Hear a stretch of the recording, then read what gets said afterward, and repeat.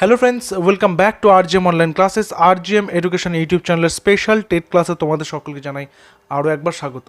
তোমরা প্রত্যেকেই জানো যে সেন্ট্রাল টেট পরীক্ষার নির্ঘণ্ট প্রকাশিত হয়ে গেছে, ফর্ম ফিল আপ চলছে এবং যারা রাজ্যের টেট পরীক্ষার জন্য অপেক্ষা করছো তাদের জন্য কিন্তু খুব শীঘ্রই হয়তো নোটিফিকেশান প্রকাশিত হবে। তার কারণ 2017 প্রাইমারি টেটের ফল প্রকাশ কিন্তু খুব শীঘ্রই বা খুব অল্প সময় পরেই কিন্তু সেটা প্রকাশিত হয়ে যাবে।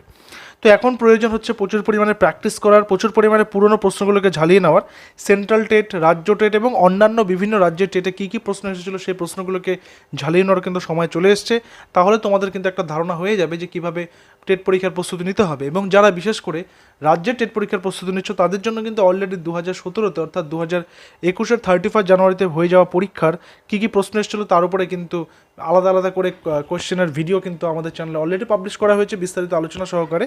তো আমরা এই টেস্ট সিরিজগুলো আলোচনা করছি ক্লাস মানে টেটের জন্য বিকাল 6টা থেকে, সেখানে তোমরা বেসিক্যালি পেয়ে যাবে সেন্ট্রাল টেটের প্রিভিয়াস 10-11 বছরের প্রশ্ন, টেট পরীক্ষার বিভিন্ন রকম রাজ্যের টেট পরীক্ষার প্রশ্ন থাকবে, প্রাইমারি টেটের প্রশ্ন থাকবে, আপার প্রাইমারি টেটের প্রশ্ন থাকবে, ত্রিপুরা টিআরবিটি টেট এবং আসাম টেটের প্রশ্ন কিন্তু তোমরা এখানে পাবে। অর্থাৎ তোমরা কিন্তু বিভিন্ন রাজ্যের পাশাপাশি পশ্চিমবঙ্গে এবং সেন্ট্রাল টেটের টেট পরীক্ষার প্রশ্ন কিন্তু এখানে আলোচনা এবং এখানে প্র্যাকটিস করতে পারবে আমাদের ইউটিউব চ্যানেলে প্রতিদিন বিকাল 6টা থেকে টেটের।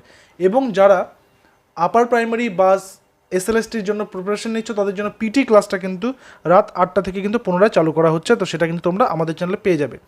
তো দেখো আমাদের সেটে এই সেটগুলোতে বেশ কিছু বাছাই করা প্রশ্ন থাকবে, প্রত্যেকটার সঙ্গে 4টা করে অপশন থাকবে, প্রশ্ন আমরা আলোচনা করব এবং তার পাশাপাশি সঠিক উত্তর যেটা হবে তোমরা কিন্তু কমেন্টের নিচে জানাতে পারো এবং তারপর সঠিক উত্তরটি মিলিয়ে নিতে পারো এবং তারপর তোমাদের জন্য মাঝে মধ্যে হোম টাস্কও দিয়ে দেওয়া হবে এবং তার পাশাপাশি তোমাদের স্কোর কত হচ্ছে সেটাও তোমরা কিন্তু জানাতে পারো। ঠিক আছে, তো আর দেরি না করে শুরু করছি আজকের ক্লাস। দেখো প্রথম প্রশ্নে কী রয়েছে।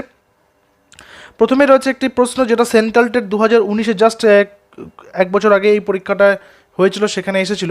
টু আন্ডারস্ট্যান্ড ইন্ডিভিজুয়াল ডিফারেন্সেস, অর্থাৎ যে ব্যক্তিগত পার্থক্য থাকে লার্নারদের মধ্যে, ঠিক আছে, অর্থাৎ শিক্ষার্থীদের মধ্যে, ইন ডেভেলপমেন্ট অর্থাৎ বিকাশের ক্ষেত্রে তাদের মধ্যে যে ব্যক্তিগত পার্থক্য, ইট ইজ ইম্পর্টেন্ট। এটা কি, এটা গুরুত্বপূর্ণ কেন?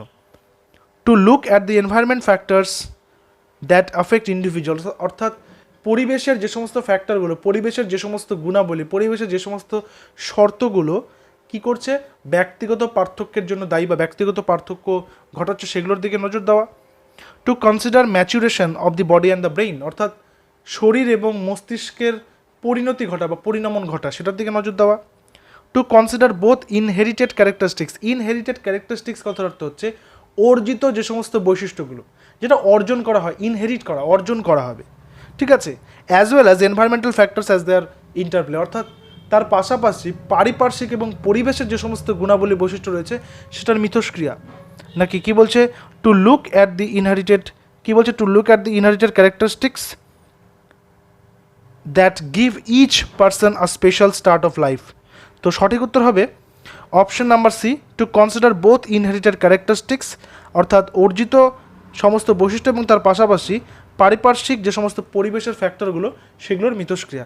তার ফলে কী হবে? তার ফলে কিন্তু ইন্ডিভিজুয়াল ডিফারেন্সেসগুলো বোঝা যাবে, অর্থাৎ কে কোন পরিবেশ থেকে আসছে, কে কোন পরিবার থেকে বিলং করছে, ঠিক আছে, তার পাশাপাশি সে কোন কোন জ্ঞান অর্জন করতে পারছে, কেমন মানুষের সঙ্গে মিশছে, ঠিক আছে, সেই সমস্ত বিষয়কে। নেক্সট প্রশ্ন চলে আসবো। আমরা বলেছিলাম এটা বাইলিঙ্গুয়াল হবে, অর্থাৎ দুটো ভাষাতে হবে, দুটো ভাষাতেই প্রশ্ন কিন্তু আজকে সেটা রয়েছে। তোমরা কিন্তু ক্লাসটা করতে থাকো, সমস্ত এক এক করে কিন্তু তোমরা দেখতে পাবে। পরের প্রশ্ন বলা হচ্ছে which of the following is not a principal of development, অর্থাৎ যেটা ডেভেলপমেন্ট, যেটা হচ্ছে বিকাশের কথা বলছে, সে বিকাশের বৈশিষ্ট্য নয় বা বিকাশের শর্ত নয় কোনটা? সিটেট 2019-এ এসেছিল। Development is relatively orderly, development takes place gradually over a period of time, exact course and nature of development is determined at the time of birth itself, নাকি individuals develop at different rates। কী হবে সঠিক উত্তর? তো দেখো এক্ষেত্রে যেটা বলছে যে কোনটা ডেভেলপমেন্টের যে বিকাশের বৈশিষ্ট্য নয় বলেছে, ঠিক আছে, কোনটা বৈশিষ্ট্য নয়। তো আমরা অপশন নাম্বার সিটা যদি দেখি তাহলে বুঝতে পারবো। বলছে exact course and nature of development is determined at the time of birth itself, অর্থাৎ জন্মের সময় বৃদ্ধি এবং বিকাশের মাত্রা নির্ধারণ কি করা যায়? করা কিন্তু যায় না। একটা বাচ্চা জন্ম লাভ করলো, সে কতটা বৃদ্ধি হবে, তার কতটা তার বিকাশ ঘটবে, কতটা পরিণামন আসবে, কতটা ম্যাচুরিটি আসবে, সেটা কিন্তু বলা সম্ভব নয়। ঠিক আছে, অর্থাৎ যেটা নয় বলেছে, ঠিক আছে, নেগেশনটা। সো অপশন নাম্বার সি আমার এখানে হচ্ছে সঠিক উত্তর। বিস্তারিত কিন্তু আলোচনার ক্লাস অলরেডি আমাদের চ্যানেলে রয়েছে, টপিক অনুযায়ী বিস্তারিত আলোচনার ক্লাস, অনেকে কমেন্ট করছো, বিস্তারিত আলোচনার ক্লাস কিন্তু রয়েছে, সেগুলো কিন্তু তোমরা আমাদের চ্যানেলের প্লেলিস্ট থেকে দেখতে পারো, ঠিক আছে। এবং এই যে ক্লাসটা আজকে থেকে শুরু হলো, এটার এক আলাদা প্লেলিস্ট করে দেওয়া হয়েছে, প্রত্যেকটা ক্লাস কিন্তু যেটা 6টার সময় হবে সেটা তোমরা প্লেলিস্টে কিন্তু পেয়ে যাবে পুরোনো ক্লাসগুলো। নেক্সট বলছে several research studies show that teachers have more overall interaction with boys than girls, what is the correct explanation for this? এটা সিটের 2019-এর। আমরা এক একটা ক্লাসে এক একটা সিটের কোশ্চেন কিন্তু এখানে রাখবো। এখানে বলছে বিভিন্ন রকমের রিসার্চ থেকে জানা গেছে যে শিক্ষক শিক্ষিকারা ক্লাসের মধ্যে গিয়ে দেখা যাচ্ছে ছেলেদের সাথেই একটু বেশি ইন্টারাক্ট করতে পারছে বেশি মেয়েদের তুলনায়, বা মেয়েদের থেকে ছেলেদের সঙ্গে টিচারদের ইন্টারাকশনটা বেশি হচ্ছে। এটাকে সঠিকভাবে কীভাবে ব্যাখ্যা করা যেতে পারে? এটা কি actually? Boys need more attention than girls, অর্থাৎ ছেলেরা মেয়েদের থেকে বেশি অ্যাটেনশন চায় ক্লাসে, সেটা। This is an example of gender bias in teaching, অর্থাৎ এটা বলছে লিঙ্গ পক্ষপাতিত্ব যেটাকে বলা হয়, বায়াসনেস, ঠিক আছে, মানে একমুখিতা, মনে করো যে কোনো একটা শ্রেণীকে বেশি সুযোগ সুবিধা, এরকমভাবে বায়াসনেসের কথা বলছে। তো জেন্ডার বায়াসনেস কথার অর্থ হচ্ছে, এখানে জেন্ডার বায়াস কথার অর্থ হচ্ছে লিঙ্গ পক্ষপাতিত্ব, লিঙ্গভিত্তিক পক্ষপাতিত্ব। Boys are easier to manage than girls in the classroom, অর্থাৎ এখানে ছেলেদেরকে মেয়েদের থেকে বেশি ম্যানেজ করা সম্ভব, খুব তাড়াতাড়ি অল্প সময়ের মধ্যে ম্যানেজ করা যায় নাকি? Boys have much more academic capabilities than girls, নাকি মেয়েদের থেকে ছেলেদের বেশি ক্যাপাসিটি থাকে? তো এক্ষেত্রে সঠিক উত্তর হবে, দেখো এটা যদি আমরা পেডাগজিমূলক যেগুলো কোয়েশ্চেন আসবে পেডাগজিগুলো, সেগুলোতে কিন্তু দেখতে হবে কোনটা সব থেকে যুক্তিযুক্ত। দেখো অপশন নাম্বার বিটা যদি আমরা করি, অর্থাৎ বলেছে যে this is an example of gender bias in teaching, অর্থাৎ এখানে কিন্তু এটা লিঙ্গ ভিত্তিক বা লিঙ্গ ভেদে এটা কিন্তু একটা বায়াসনেস অর্থাৎ পক্ষপাতিত্ব হচ্ছে, সেই ক্ষেত্রে কিন্তু এটাকে বলা হয়েছে, এবং এটা করা কিন্তু উচিত নয়। নেক্সট বলা হয়েছে টিআরবিটি টেট 1-এ এটা এসেছিল, তাড়নার বৈশিষ্ট্য হিসেবে কোনটি উপযুক্ত নয়? তাড়না, অর্থাৎ তাড়না বলতে তোমার মনের মধ্যে যখন কোনো একটা কিছু করার প্রবল জেদ চেপে যাবে সেটাকে বলা হবে তাড়না, ঠিক আছে। তো এই তাড়নার বৈশিষ্ট্য হিসেবে কোনটা উপযুক্ত নয়? এটি হলো এমন একটি শক্তি যা শরীরের সঞ্চালনায় সাহায্য করে, এটি শরীরের সুনির্দিষ্ট লক্ষ্য অভিমুখ আচরণ করে, এটি মানব প্রকৃতির ক্ষোভ চেষ্টা করে বা ক্ষোভ প্রকাশের চেষ্টা করে, এটি শরীরের অভ্যন্তরীণ টিস্যুর অবস্থান যা শক্তি যোগায় এবং অবশেষে কর্মে নিযুক্ত করে। সঠিক উত্তর হবে, দেখো এখানে বলছে কোনটি উপযুক্ত নয়। আমরা যদি বাকিগুলোকে বিচার করি, অর্থাৎ এটি হলো এমন একটা শক্তি যা শরীরের সঞ্চালনে সাহায্য করে। তাড়না আসবে মানে শরীরে কিন্তু উদ্গ্রীবনা বাড়বে, শরীরে কিন্তু এনার্জি বাড়বে, ঠিক আছে। শরীরের সুনির্দিষ্ট লক্ষ্য অভিমুখ আচরণ করবে, কোনো একটা টার্গেটকে রেখে যদি আমার মনের মধ্যে তাড়না আসে তাহলে কিন্তু আমার একটা লক্ষ্য অভিমুখে আচরণ হবে, এবং এটা শরীরে একটা টিস্যুর অবস্থান যা শক্তি যোগাবে, মনের মধ্যে বিশ্বাস যোগাবে, কিন্তু এটা কিন্তু কখনোই ক্ষোভ প্রকাশ করবে না বা প্রকৃতিতে ক্ষোভ সৃষ্টি করবে না। সো অপশন নাম্বার সি আমার এখানে হয়ে যাচ্ছে সঠিক উত্তর। নেক্সট ক্লাসে করবো, নেক্সট ক্লাস বলছে নেক্সট নাম্বার কি বলছে, নাম্বার 5 বলছে মনোবিজ্ঞানের পদ্ধতি হিসেবে ওয়াটসন কিসের উপর আস্থা রাখতে পারেননি? অর্থাৎ মনোবিজ্ঞানের বিষয়ে ওয়াটসন কোন কোন বিষয়ের উপর আস্থা রেখেছেন সেটা পেলেই কিন্তু আমি বাকি উত্তরটা পেয়ে যাচ্ছি। পর্যবেক্ষণের উপরে তিনি আস্থা রেখেছেন। ওয়াটসনের যে থিওরিটা রয়েছে ক্লাস আমাদের চ্যানেলে রয়েছে, তোমরা কিন্তু সেই ক্লাসটা অনেকে দেখেছো এবং অনেকে দেখোনি, তোমরা প্লেলিস্টে গিয়ে অবশ্যই দেখো, তোমাদের টেট পরীক্ষার উপযোগী প্রত্যেকটা জিনিসের উপরে কিন্তু ক্লাস ভিডিও তোমরা কিন্তু আমাদের চ্যানেলে পেয়ে যাবে। তো কিসের উপরে তিনি রাখতে পারেননি, ঠিক আছে, তাহলে কী হচ্ছে দেখো এখানে পর্যবেক্ষণ রেখেছেন, সাক্ষাৎকার রেখেছেন, পরীক্ষণ রেখেছেন, কিন্তু অন্তর্দর্শনের উপরে কিন্তু তিনি রাখতে পারেননি আস্থা, তাহলে এখানে আমার সি হয়ে যাচ্ছে সঠিক উত্তর। নেক্সট আসবে নাম্বার 6-এ, এটাও টিআরবিটিতে এসেছিল, একজন শিক্ষকের লক্ষ্য কী বা একজন শিক্ষকের লক্ষ্য কী হওয়া উচিত? বলছে শিশুর বিকাশ সম্পর্কিত বিশদ জ্ঞান এবং দক্ষতা অর্জন, অর্থাৎ শিশুর জ্ঞান এবং দক্ষতা অর্জনে শিক্ষক সবসময় অগ্রণী ভূমিকা নেবে। কিভাবে শিখতে হয় শিশুদের সেটা শেখানো, অর্থাৎ মুখস্থ করে চলে গেল বাচ্চাটা আর আলটিমেটলি তার কিছুই নেওয়া হলো না জ্ঞানটা, সেটা কিন্তু নয়, কীভাবে শিখতে হবে সেটার জ্ঞানটা তাকে দেওয়া। ব্যক্তিগত পার্থক্য অনুযায়ী শিক্ষার্থীর শিক্ষণে সাহায্য করা, ইন্ডিভিজুয়াল ডিফারেন্সেস অনুযায়ী কার কতটা নেওয়ার ক্ষমতা রয়েছে, কে কতটা নিতে পারে সেই হিসাবে তাকে সাহায্য করা, সব কয়টি। অবশ্যই দেখো তুমি নিজে একজন শিক্ষক একজন শিক্ষিকা আগামীতে হবে বা অনেকে হয়েছো, তোমরা জানো যে অবশ্যই শিক্ষক বা শিক্ষিকা হতে গেলে লক্ষ্য হওয়া উচিত, একজন শিক্ষকের আমাদের লক্ষ্য হওয়া উচিত যে বিশদ জ্ঞান অর্জন করাতে বাচ্চাদের সাহায্য করতে হবে, তাকে কীভাবে শিখতে হয় সেটা শেখাতে হবে, এবং তার পাশাপাশি ইন্ডিভিজুয়াল ডিফারেন্সেসের ক্ষেত্রেও তাদেরকে সাহায্য করতে হবে। তাহলে অপশন নাম্বার ডি আমার হয়ে যাচ্ছে এখানে সঠিক উত্তর, তাই তো। নাম্বার 7 দেখো এবার কিছু গ্রামার দেখো, আমাদের এখানে লক্ষ্যই হচ্ছে টেট পরীক্ষাতে যতগুলো সাবজেক্ট থেকে প্রশ্ন আসে প্রত্যেকটি সাবজেক্টের প্রশ্নকে বাইলিঙ্গুয়াল প্রসেসে আলোচনা করা, বাংলা এবং ইংরেজি দুটি ভাষাতে আলোচনা করা। She failed dash she did not read, এখানে করতে হবে তোমাদের এই চারটা অপশন দিচ্ছে, তার মধ্যে সঠিক উত্তরটি পূরণ করতে হবে। কী হবে? অলদো, সিন্স, বিকজ, অলদো দুইবার হয়ে গেছে, তো বলছে she fail dash she did not read, say fail করেছে, সে পড়াশোনা করেনি। এই দুটোকে আমি কীভাবে ব্যাখ্যা করতে পারি? সে পড়াশোনা করেনি জন্য সে ফেল করেছে, অথবা সে ফেল করেছে কেননা সে পড়াশোনা করেনি, তাই না? তাহলে অপশন নাম্বার সি আমার এখানে হচ্ছে সঠিক উত্তর। ঠিক আছে, তার কারণ হচ্ছে এখানে বিকজ মানে হচ্ছে কারণ, এবং অলদো মানে হচ্ছে যদিও, এবং সিন্স মানে হচ্ছে থেকে বোঝায় বা যাবত বোঝায়। যেমন আমরা বলতে পারি যে সকাল থেকে বৃষ্টি পড়ছে, যে it has been raining since morning, এক্ষেত্রে আমরা সিন্স ইউজ করতে পারি থেকে বোঝাতে। তাহলে আমার এখানে সঠিক উত্তর হচ্ছে অপশন নাম্বার সি, বিকজ। চলে আসি পরের কোশ্চেনে। I enquire dash him dash this matter, এটা আসছিল ইউপি টেট এপ্রিল 2015-তে। I enquire dash him dash this matter, তো এখানে সঠিক উত্তর কী হবে সেটা করতে হবে। দেখো, এনকোয়ার করা, এনকোয়ারি করা মানে বলা যেতে পারে যে গবেষণা করা, বলা যেতে পারে জিজ্ঞাসাবাদ করা, বলা যেতে পারে যে খোঁজ খবর নেওয়া। ঠিক আছে, তাহলে এখানে যেহেতু হিম দিয়েছে তার পাশে একটা প্রোনাউন দিয়েছে, তাহলে এনকোয়ার অফ হিম ড্যাশ, তার এনকোয়ার একটা কোনো কিছুর বিষয় যখন এনকোয়ারি করা বলে তখন এনকোয়ার ইনটু দিস ম্যাটার, তাহলে আমার এখানে হয়ে যাচ্ছে অফ আর ইনটু, কোথায় রয়েছে? অপশন নাম্বার বিতে। যেহেতু যখনই প্রোনাউন থাকবে এখানে এনকোয়ারের পরে, তার আগে যদি শূন্যস্থান থাকে তাহলে সেখানে অফ হবে, এবং তারপরে যদি এখানে ইয়ে থাকে কোনো বিষয়ের ভিতরে বা কোনো বিষয় সম্পর্কে এনকোয়ারি করা বোঝাচ্ছে, গবেষণা করা বোঝাচ্ছে, তখন সেটা ইনটু হয়ে যাবে। এটাকে বলা হচ্ছে অ্যাপ্রোপ্রিয়েট প্রেপোজিশন। ঠিক আছে, সো অপশন নাম্বার বি আমার এখানে হয়ে যাচ্ছে সঠিক উত্তর। নাম্বার 9-এ বলেছে no sooner did he arrive at the station dash the train left UTET September 2013 when while than were. অর্থাৎ দেখো, নো সুনারের ক্লাসটা এর আগে আমরা করেছি, আমাদের বিস্তারিত ক্লাস রয়েছে। আমরা যখন এখানে এরর কারেকশন বা কমন এরার্সের ক্লাস করছিলাম সেখানেও আমরা নো সুনারের ক্লাস করেছি। অর্থাৎ এখানে এটা হবে no sooner did he arrive at the station than the train left. অনেকে দেন আর দেনের মধ্যে গুলিয়ে ফেলে, এই বিষয়টা একটু ক্লিয়ার করে দিই। দেন মানে হচ্ছে, আর দেন মানেটা কি? দেন মানে হচ্ছে একটা সময়কে বোঝাবে, তখন বোঝাবে। ঠিক আছে, আর এই দেন মানে হচ্ছে থেকে বোঝায়। ঠিক আছে, তাহলে আমার এখানে সঠিক উত্তর হচ্ছে অপশন নাম্বার সি, দেন।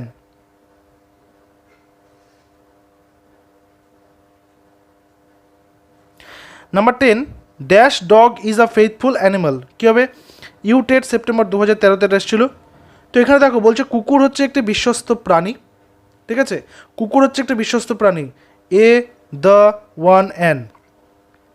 এখানে আমি যদি এ করি, ডগের সাথে তো আমরা এ ডগ বসাতেই পারি, তাই না? এ ডগ করলে হবে হচ্ছে একটি কুকুর, তাই না? একটি কুকুর। কিন্তু এখানে যে প্রশ্নটা আমার দিয়েছে, প্রশ্নটাতে বলেছে কুকুর একটি বিশ্বস্ত প্রাণী, অর্থাৎ কুকুরের সমগ্র কুকুর প্রজাতিটাকে কিন্তু এখানে বলা হচ্ছে। তাহলে যখনই কোনো প্রজাতিকে বোঝাবে তখন সেখানে কী হয়ে যাবে? ডেফিনিট আর্টিকেল দ্য ডগ, অর্থাৎ সমগ্র কুকুর প্রজাতি হচ্ছে একটি বিশ্বস্ত প্রাণী বা কুকুর প্রজাতিকে এখানে বোঝানোর জন্য দ্য ডগ কিন্তু করা হচ্ছে। অপশন নাম্বার বি আমার এখানে হয়ে যাবে সঠিক উত্তর।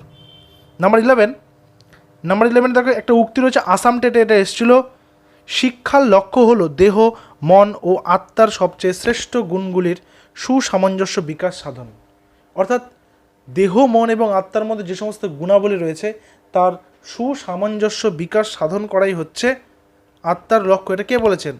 রবি ঠাকুর, গান্ধীজি, বিবেকানন্দ নাকি রুশো?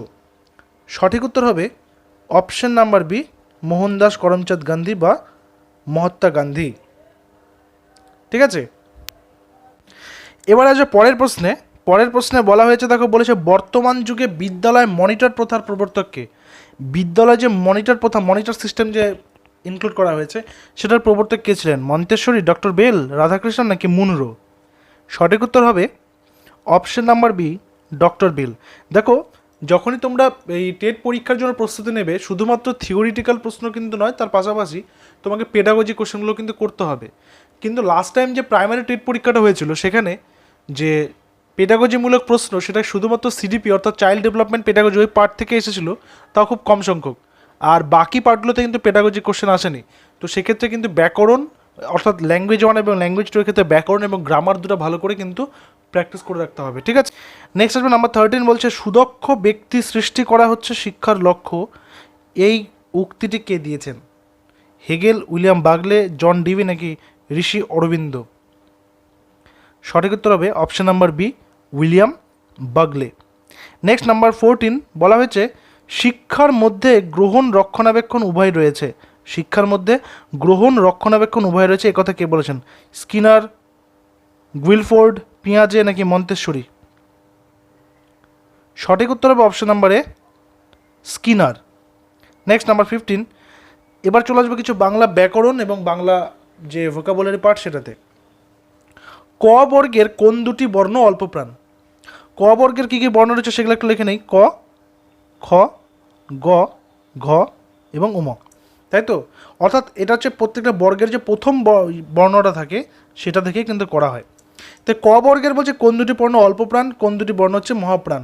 মহাপ্রাণ এবং অল্পপ্রাণের যে কনসেপ্টটা রয়েছে, অল্পপ্রাণ হচ্ছে যে সমস্ত বর্ণ উচ্চারণের ক্ষেত্রে শ্বাসবায়ু কম প্রয়োগ হয় সেটা অল্পপ্রাণ, এবং যে সমস্ত বর্ণ উচ্চারণের ক্ষেত্রে শ্বাসবায়ু অধিকাংশ বা তুলনামূলক বেশি হয় সেটা হচ্ছে মহাপ্রাণ। তাহলে আমরা যখন উচ্চারণ করব ক, খ, গ, ঘ, সেক্ষেত্রে আমাদের যে অল্পপ্রাণ, দেখো অল্পপ্রাণ হচ্ছে ক আর গ উচ্চারণ করার সময় কম শ্বাসবায়ু প্রয়োগ হচ্ছে, এবং খ এবং ঘ বলতে গিয়ে একটু বেশি শ্বাসবায়ু প্রয়োগ হচ্ছে, তাই তো? তাহলে ক আর গ হচ্ছে আমার অল্পপ্রাণ, আর খ এবং ঘ হচ্ছে মহাপ্রাণ। তাহলে আমার এখানে সঠিক উত্তর কী হয়ে যাচ্ছে? এখানে আমার সঠিক উত্তর হচ্ছে অপশন নাম্বার এ, ক এবং গ। এবার দেখো কোয়েশ্চেন নাম্বার 16 বলা হয়েছে লিখিত বর্ণের যে উচ্চারণ আমরা কানে শুনি তাকে ড্যাশ বলে। লিখিত বর্ণ কি? ধরুন আমি এখানে লিখছি রবীন্দ্রনাথের নাম, ঠিক আছে? এই যে রবীন্দ্রনাথ, এই শব্দটা তোমরা দেখার পরে কি বলছো? রবীন্দ্রনাথ। এই যে একটা আওয়াজ তৈরি হচ্ছে, এটা আমাদের কর্ণে যাচ্ছে, কানে যাচ্ছে, তো এইটাকে কি বলে? বর্ণ, ধ্বনি, শব্দ নাকি বাক্য? সঠিক উত্তর হবে অপশন নাম্বার বি, একে বলে ধ্বনি। নেক্সট আসবো নাম্বার 17, বলছে বাঙালিরা মাছ ভাত খায়। এই যে বাক্যটা দিয়েছে এখানে, এটা কী ধরনের ক্রিয়া? সকর্মক, অকর্মক, সমাপিকা, অসমাপিকা? ঠিক আছে, সকর্মক মানে কি? যেটার অবজেক্ট থাকবে বা কর্ম থাকবে সেটা হচ্ছে সকর্মক। অকর্মক মানে কি? যেটা হচ্ছে কর্ম থাকবে না, কর্ম থাকবে না। আর সমাপিকা অসমাপিকা তো আমরা ফাইনাইট নন ফাইনাইটের আমরা কনসেপ্টটা পড়েছি। তাহলে দেখি বাক্যটাতে আমাদের কর্ম আছে কি নেই। বলছে বাঙালিরা মাছ ভাত খায়। কোনো ক্রিয়াপদকে যদি আমরা কি বা কাকে দিয়ে প্রশ্ন করি তাহলে কিন্তু আমরা কী পাবো? কর্মপদ পাবো। তাহলে এই বাক্যে কী রয়েছে? বাঙালিরা মাছ ভাত খায়। বাঙালিরা কী খায়? মাছ ভাত। অ্যান্সার পেয়ে যাচ্ছি, তার মানে কর্ম আছে। তাহলে এটা হচ্ছে আমার সকর্মক ক্রিয়া, অর্থাৎ অপশন নাম্বার এ আমার এখানে হয়ে যাচ্ছে সঠিক উত্তর। নাম্বার 18তে বলছে যার তাল জ্ঞান নেই। বলা হয় না যে যার তাল জ্ঞান নেই তাকে কি বলবো? এক কথায় প্রকাশ করতে বলেছে। এক কথায় প্রকাশ কিন্তু এসেছিলো এবার পরীক্ষাতে প্রাইমারিটারে, তোমরা বাংলা কোশ্চেনটাতে দেখেছো। তালজ্ঞানহীন, তালকানা, তালহীন নাকি বেতাল? সঠিক উত্তর হবে অপশন নাম্বার বি, তালকানা। নাম্বার 19, গীতা পরীক্ষা দিয়েছে। গীতা পরীক্ষা দিয়েছে, গীতা একটি মেয়ের নাম, সে পরীক্ষা দিয়েছে। এখানে ক্রিয়ার কোন কাল ব্যবহার করা হয়েছে? সাধারণ বর্তমান, চলমান বর্তমান, পুরাগঠিত বর্তমান নাকি পুরাগঠিত ঘটমান বর্তমান? যেটাকে বলা হবে সিম্পল প্রেজেন্ট। আমি পাশে ছোটো করে লিখে রাখছি নামগুলো। এটা হচ্ছে প্রেজেন্ট কন্টিনিউয়াস, এটা হচ্ছে প্রেজেন্ট পারফেক্ট, আর হচ্ছে পারফেক্ট কন্টিনিউয়াস। অর্থাৎ এখানে বলছে গীতা পরীক্ষা দিয়েছে, অর্থাৎ গীতার পরীক্ষা দেওয়া কাজটা কিন্তু সম্পন্ন হয়েছে। বর্তমানকালে যখন কোনো কাজ সম্পন্ন হয়ে যাবে এবং তার রেশ বর্তমান থাকবে তখন সেটাকে বলা হবে হচ্ছে পুরাগঠিত বর্তমান, অর্থাৎ present perfect tense. Option number C এখানে হয়ে যাবে সঠিক উত্তর। ক্রিয়ার কাল নিয়ে ক্লাস আমাদের হয়েছে বাংলা ব্যাকরণ, তোমরা পেয়েছো সেগুলো। সংস্কৃতে কতগুলো উপসর্গ রয়েছে? 30, 20, 22, 25। উপসর্গ কি? উপসর্গ হচ্ছে যখন কোনো নতুন শব্দের পূর্বে কোনো নতুন শব্দ বসে যখন মূল শব্দকে অর্থ পরিবর্তন করে বা তার অর্থ জোরালো করে তখন তাকে উপসর্গ বলে। যেমন সংস্কৃতের যেহেতু বলা হয়েছে, সেরকম সংস্কৃতে যদি আমরা এটাকে যদি এরকম করি যে মনে করো প্রহার, প্রহার কথাটাকে যদি আমরা ভাঙি তাহলে এটা হয়ে যাচ্ছে প্রপূর্বক রি ধাতুর ঘই করলে হচ্ছে প্রহার হবে, ঠিক আছে? তাহলে এই যে পূর্বক কথাটা বললাম, অর্থাৎ এইটাকে বলা হচ্ছে উপসর্গ। আর যদি শব্দের শেষে বসতো তাহলে সেটাকে বলা হবে অনুসর্গ, যেটাকে আমরা ইংরেজিতে বলে থাকি প্রেফিক্স অ্যান্ড সাফিক্স। আর এটা ধাতু মানে হচ্ছে এটা হচ্ছে ক্রিয়াপদ, ঠিক আছে, এটা হচ্ছে বিভক্তি, ঘুঁই হচ্ছে বিভক্তি। সংস্কৃতে এরকম মোট 20টি উপসর্গ রয়েছে। প্র, পরা, অপসম, অনু, অব, নিরোদূর, অভিভি, অধিসু, উত, অতিনি, পতি, পরি, অপি, উপয়া। আমি এর আগে কিন্তু একটি ক্লাসে এটা লিস্ট দিয়েছিলাম, তো আমাদের টেলিগ্রামে আজকে আমি লিস্টটা দিয়ে দেবো উপসর্গ বাংলা এবং সংস্কৃত উপসর্গে। তোমরা টেলিগ্রাম চ্যানেলে যুক্ত হয়ে যাও, নিচে লিঙ্ক দেওয়া রয়েছে, অথবা তোমরা টেলিগ্রামে সার্চ করতে পারো RGM এডুকেশন, আমাদের চ্যানেলের নামে তোমরা কিন্তু পেয়ে যাবে। নাম্বার 21 রয়েছে, বলছে প্যারিস এগ্রিমেন্ট কোন সালে স্বাক্ষরিত হয়। এবার আমরা চলে আসলাম হচ্ছে EVS-এ, ঠিক আছে। প্যারিস এগ্রিমেন্ট কোন সালে স্বাক্ষরিত হয়েছে তার আগে জেনে নিই প্যারিস এগ্রিমেন্ট অ্যাকচুয়ালি কী। প্যারিস এগ্রিমেন্টটা হচ্ছে যে গ্রিন হাউস যে গ্যাসেসগুলো রয়েছে সেই গ্রিন হাউস গ্যাসেসের পরিমাণকে কমানোর জন্য বা রিডিউস করার জন্য মোট গোটা পৃথিবী থেকে 196টি দেশ এই এগ্রিমেন্ট কিন্তু সই করে। কবে হয়েছে এটা? এটা হয়েছে 2015 সালের 12ই ডিসেম্বর, ঠিক আছে, 2015-র 12ই ডিসেম্বর। নেক্সট আসবো প্রশ্ন নাম্বার 22-এ, বলছে কোন ঋতুতে ওজোন স্তরের ক্ষয় সব থেকে বেশি হয়। গ্রীষ্ম, বর্ষা, শরৎ, বসন্ত। সঠিক উত্তর হবে অপশন নাম্বার ডি, বসন্তকালে। এবং ওজোন স্তরের ক্ষয়টাকে কি মাপা হয়? ডবসন এককে কিন্তু মাপা হয়, ডবসন। নেক্সট নাম্বার 23, যানবাহনের সঙ্গে যুক্ত BS সংক্ষিপ্ত নাম কি? তোমরা নিশ্চয়ই শুনেছো BS4, BS5, BS6, ঠিক আছে। নতুন যে BS মডেলগুলো রয়েছে সেখানে কী হয়েছে, বাইকের যে তুমি বাইক স্টার্ট করলে বাইকের হেডলাইট অটোমেটিক্যালি জ্বলে যাবে, যে তুমি দিনের বেলা মানে হেডলাইটটা অফ করে রাখবে তা কিন্তু পারবে না, ঠিক আছে, ওখানে হেডলাইট কিন্তু জ্বলে থাকবে। তো এই যে BS, এই BS এর সংক্ষিপ্ত যে নামটা, এটার পুরো নামটা কি? সঠিক উত্তর হবে option number C, Bharat stage. এটা 1991-এ প্রথম থেকে চালু হয়েছিল, পেট্রোল যে চালিত গাড়িগুলোর জন্য এই BS-টা চালু হয়, এবং 1992-তে ডিজেল চালিত গাড়িগুলোতে কিন্তু BS নামটা বা BS-টা কিন্তু চালু হয়, যেটাকে বলা হয় ভারত স্টেজ। নাম্বার 24-এ রয়েছে, বিষ্ণই আন্দোলনের নেতৃত্ব কে দিয়েছিলেন? বিষ্ণই আন্দোলনের নেতৃত্ব কে দিয়েছিলেন? বিষ্ণই আন্দোলনের একটি ফেমাস খুব স্লোগান ছিল যে একটি গাছ 363 প্রাণ, ঠিক আছে। এটা হয়েছিল হচ্ছে ওয়েস্টার্ন ইন্ডিয়াতে হয়েছিল, ওয়েস্টার্ন ইন্ডিয়ান রিজনে, এবং এটাতে প্রধান যিনি নেতৃত্ব দিয়েছেন তিনি হচ্ছেন অমৃতা দেবী, অপশন নাম্বার এ। তো আজকে সেটা একটা প্রশ্ন রেখেছি তোমাদের জন্যও, প্রাকৃতিক সৌরপর্দা কোনটি বলতে হবে। প্রাকৃতিক সৌরপর্দা কোনটি তোমাদের এটা বলতে হবে। তো কী হবে? ট্রোপোপজ, ওজোন স্তর, মেসোপজ, মেরুপ্রভা। তোমরা জানিও যে তোমাদের স্কোর কত হলো 25-এ, এবং এই রেজাল্টটা তোমরা জানিও কমেন্টে, ঠিক আছে। তো দেখা হচ্ছে আমার পরবর্তী ক্লাসে। Till then stay connected with RGM education YouTube channel. Thank you very much.